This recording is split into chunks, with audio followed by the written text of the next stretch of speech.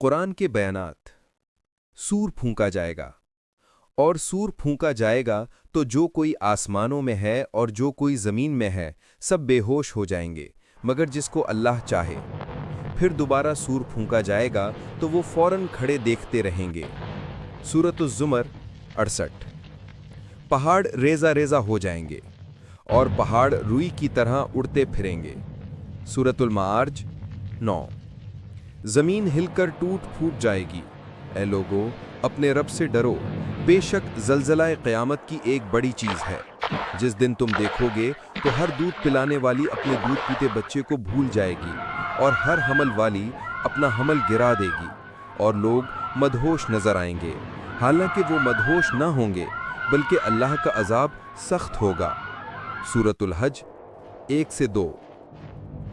आसमान फट जाएगा। जब आसमान फट जाएगा और पहाड़ रेज़ा रेज़ा होकर उड़ जाएंगे। सूरतुल मुरसलात 9 से 10। मंजर की हौलनाकी। पहाड़ धमाके से टूटकर धूल बन जाएंगे। जमीन फटकर अपने बोझ यानी मर्दों को बाहर निकाल देगी। समंदर उबल पड़ेंगे और आग की तरह दहकने लगेंगे।